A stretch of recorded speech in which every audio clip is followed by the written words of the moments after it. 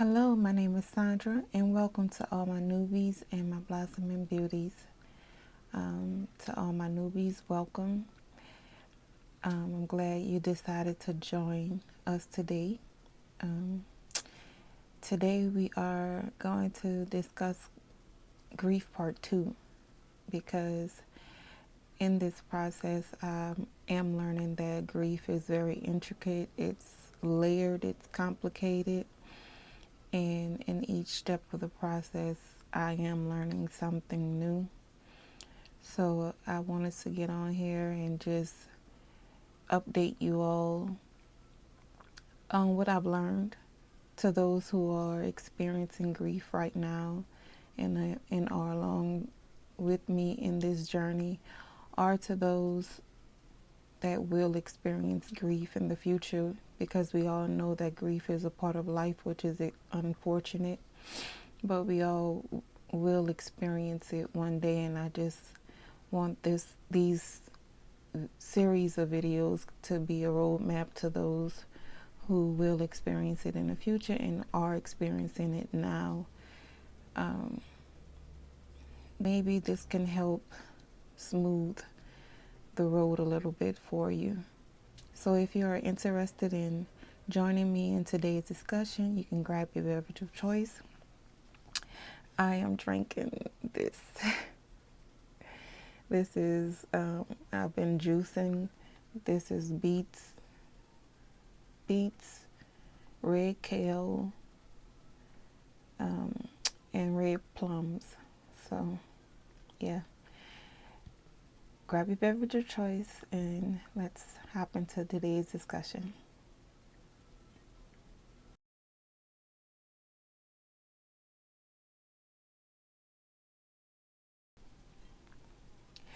I am glad you decided to join me today. And then, like I said in the introduction, we are going to be talking about grief. This is part 2. So if this is your first time joining us in this discussion and you want to know how we got here, you can refer to my first grief video, and it'll give you the full story on how we got here.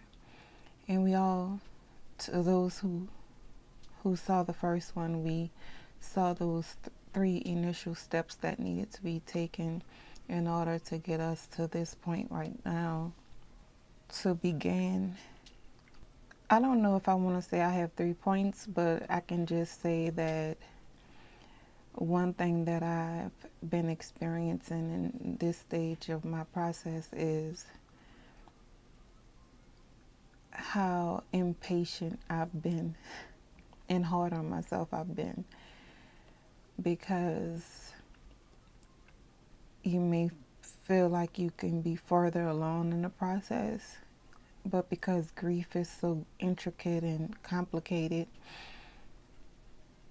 one day you can feel your best and the next you can feel like you're right at the start of it all. And so if I can give you points, the first one would be, don't be hard on yourself, be patient.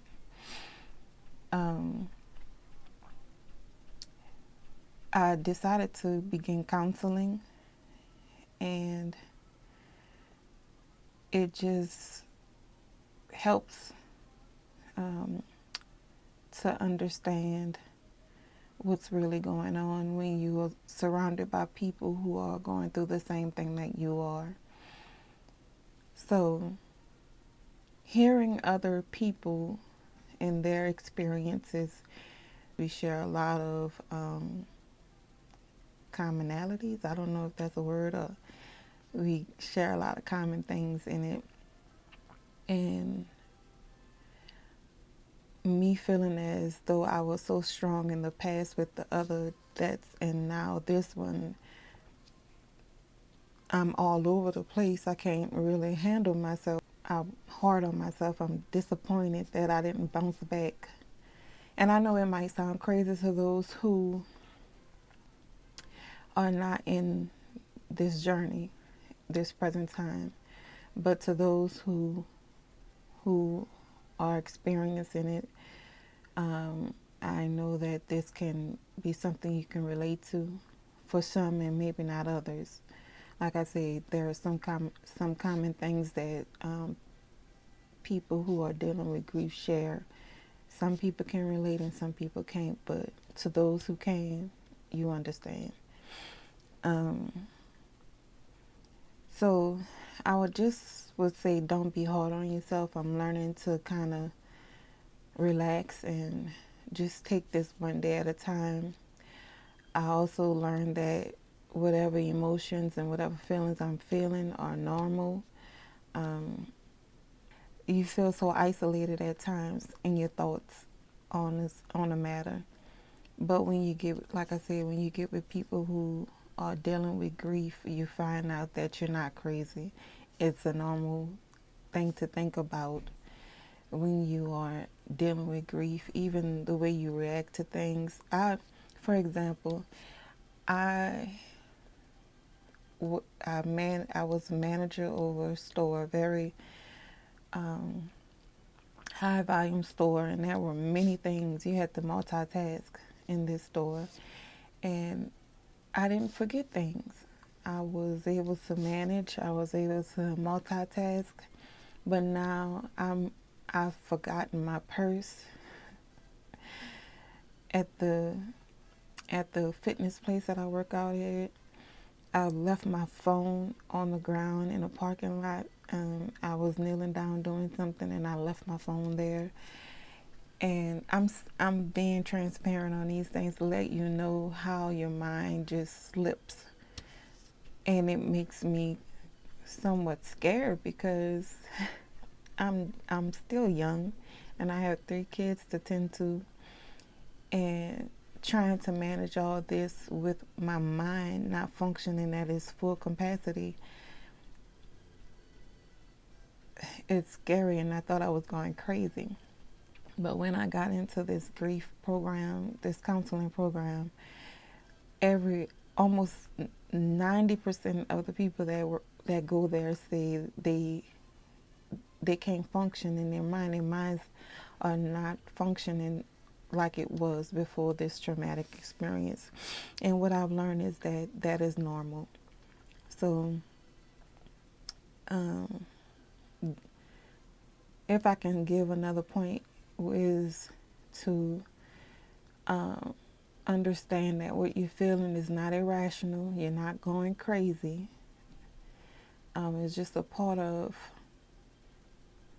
your grief process. Like I said, it's very layered. It's complicated. It affects you in more ways than one.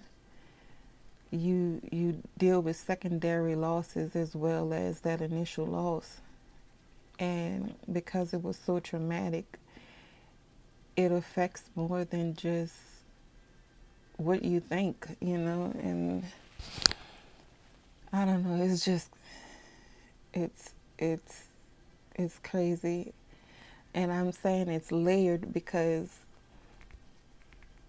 I was expressing to someone, it feels like I'm buried, and I have to claw my way up out of this. I just recently found out that I dealt with a little separation anxiety from my kids.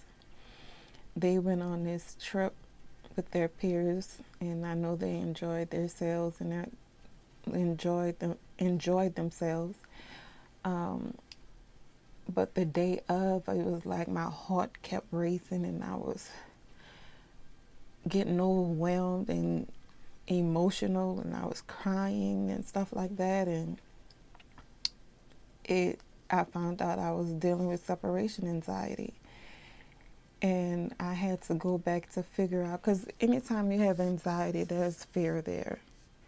From what I'm learning, there is some sort of fear there. And I had to figure out where that fear was coming from. And because of this happening to my husband, I feel like I have to be more protective of my kids, and I drew them even closer to me. And to know that they're out there without me, and without me having eyes on them, it just was too overwhelming for me. But I just spoke the truth about the situation. And I know for a fact that I can't allow them to be held back because of what I'm feeling. So I just had to really speak the truth about the situation, and it kind of alleviated some of that anxiety. I began to breathe and just say, no, they're going to be okay, you know. So that's why I say it's layered, because you find out more and more about it as you move forward. The only emotion that I say that you that is something that needs to be tended to ASAP is if you are making plans to end your journey, and to end it all. I know that suicide is something that is a thought that comes past your mind at some times, or just feeling like this is not even something worth, it's not even worth going through because the pain is so severe. The pain is so, it's like it's always there, and it's not, it doesn't alleviate at times. For you to really catch your breath, if you do feel that way, if you feel like you want to end it all, you're making plans to do it, I really do encourage you to reach out to someone. There are people, there are resources out there that can help you. Thinking about suicide is a very isolated thing, and if you don't reach out to involve people, and I'm not saying random people that may not understand what you're going through. Just talk to someone that is going through a grieving process as well as you, or has gone through it. Because once you recognize that what you're feeling is not an isolated situation, you're not alone in it, it really takes some of the burden off of you to act like things are okay, or when you know within you are torn up, you are broken in pieces. So if you talk to someone, it alleviates you from holding that responsibility. Get yourself into a safe zone, somebody that won't talk to you as if you should be over it. Because what I'm also learning, that grief, people may experience grief 5 and 6 and 7 years down the line. And that 5, 6, 7 years can feel like the day of the loss. But no one can put a timeline on your process.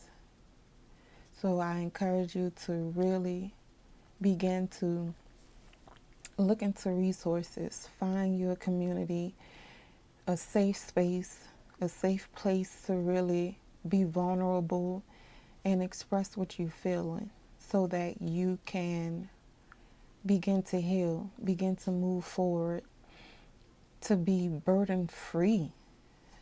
You don't need to carry no more than focusing on healing, okay? So I really do encourage you to do that. Yeah, try and maintain, to be patient. Don't be hard on myself. Don't be hard on yourself. And surround yourself with community, okay? Someone you can really trust, that can be a leaning post for you, and you can be a leaning post for that person if that person is dealing with the same grief that you're dealing with. Because one day you may be weak, feeling horrible, and you can call that person and that person can help you, and the next they may feel horrible and you may be feeling good, okay? But however Whatever you decide, however you feel most comfortable, it's your call.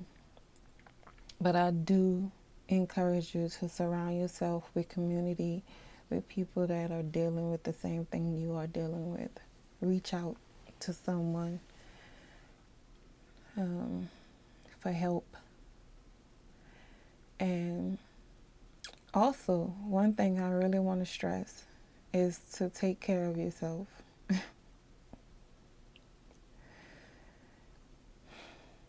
Really take care of yourself. So many changes when you lose someone. And sometimes your appetite may not be there, or your will to even do anything. I've heard of people who grieve that put on a lot of weight because they run to food for comfort, or get into a lot of debt because they go to shopping therapy, or resort to drugs or whatever. Me, shopping therapy, and I recognize that is an issue. Well, it is something that I want to give me that immediate relief that I need. But we really need permanent solutions. So, not anything that will add to our problem by dabbing into other problems. And I know it's easier said than done, because when you are dealing with so much pain inside, you just want some type of relief. I encourage you to maybe journal. And like I said, I've said this a number of times in this video, but it is just so important. I stressed this in the first video, that you cannot do this alone. You can't. You have to have someone to partner with to help you. And I've done that. It helps you to be accountable as well, okay? If you're feeling some type of way that is not the best, you can have somebody to talk to, and they can help you through it and not feel like you're being judged, okay? But do take care of yourself. I've started going to the gym. That's a great stress relief. I started going to the gym, and I do the juicing because I know I don't eat maybe as well as I should. I cut some things out of my diet as well, because I do have a purpose. You have a purpose. I have 3 beautiful kids I need to be here for. I've also cut some things out of their diet, so we can live the healthiest life that we can. But you have purpose. I know the darkness is so thick that it's hard to see the light at the end of the tunnel, but it's there, okay? You have to maneuver in faith and in hope. Those are the 2 things you need to grab dear to you until you begin to see things alleviate in this, okay? No matter how long it takes, there is a light at the end of the tunnel. So please stay hopeful. Maintain, take care of yourself. Don't be hard on yourself. And what you're feeling is not abnormal. It's what your grief process looks like. But if you are making plans to end it all, I encourage you to reach out to someone at this time, okay? It's very important, because you have purpose. I can't stress that enough. There is no pain worth you ending your life. And I know that's even just being in this situation, it almost sometimes it does feel like it's better to not even have to experience it. But like I said, there is a light at the end of the tunnel. Even though you may not see it, it's there. So hold on to hope, hold on to faith.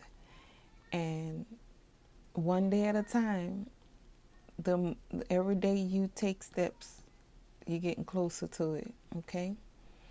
So as I continue in this process, as I feel the need to